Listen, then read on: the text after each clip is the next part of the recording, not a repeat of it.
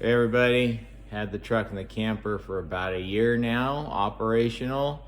Learned a lot of things about it. Glad to report, haven't had any issues with any of the systems that I put in it, which is pretty nice. You know, I use all higher quality, marine grade type stuff, so I didn't expect to have a lot of problems with it, and I haven't had any. So far so good. But I have made a few adjustments that I figured I'd make a little quick video on. Might help people out that are building their own camper. They can add this first thing instead of what I did, an afterthought. So one of the things that I did, and I showed on an earlier video, is we put the Starlink satellite up here for high-speed internet. Problem with that was I needed it wired separate so we could turn it on and I wouldn't have to crawl back in. Way back in that door is where all my power systems are and the shut-off switch to the main power to the camper. The problem is that I've learned that I fill up this area with all sorts of camping gear and everything else, so I can't get to that door real easy without having to pull all the gear back out of the truck. So what I decided to do is move a few things.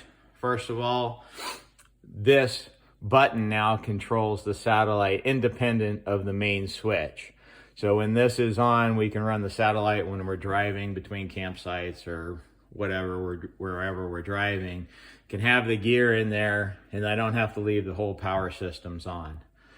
So one of the issues that I had with that is wouldn't really easy to tell if it was on or off. You know, obviously the switch is up or down, but sometimes it's just not obvious or we forget.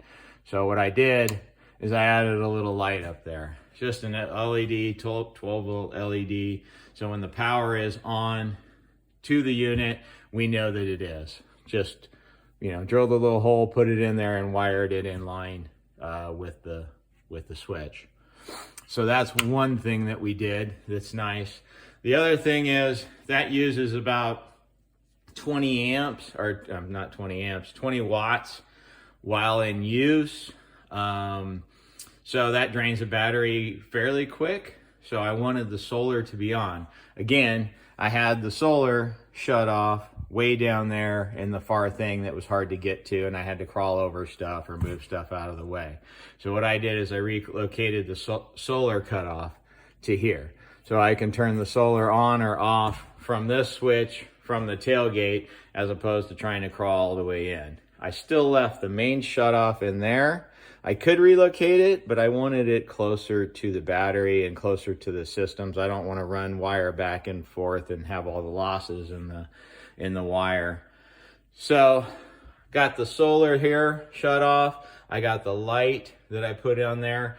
And then the other thing that we started having, I wouldn't say issues with, but just inconvenience, was sometimes we're driving and we're stopped to have a sandwich. Well, again, I have gear filled up all in here, so it's hard to get to the shut off. It's hard to get to the water pump switch, which is over here.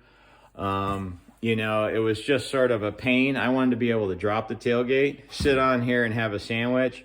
And then if I needed to wash my hands or something like that, I could hook up a hose bib or something to the outside and be able to do it that way. So again, what I did is I installed this switch that's independent of the main switch once again for the water pump. So this, when I click it on, turns on the water pump system. Doesn't power the water, it powers the water pump, but it doesn't turn it on. That is still controlled by a switch up here. So this powers the water pump. And again, I install a light so we knew if the power is on or off. Another good thing about this, that switch or that light independent is when the power is on in the camper, this light will light as well. So it's either power to the pump, or when the power to the whole cabin is on, this light will go on. So that, again, when we're loading up at the end of the day and I'm shutting the tailgate, I know the power is off if this light is off. If this light is on, then the power's on and I gotta shut the power off. So it's just a nice little indicator at the end, as opposed to something down further where I have to check it, that I can confirm that all the power is off in the cabin and we're ready to go. If I wanna wash my hands or turn on the water pump, I can click this on, and then I flip the switch up here to control the pump in the sink. So that's another thing that I did. Lastly, on the outside of the camper, I installed this spray port, which you've seen before, I think, in other videos. You know, that's for the shower and the connection and whatever I need it for.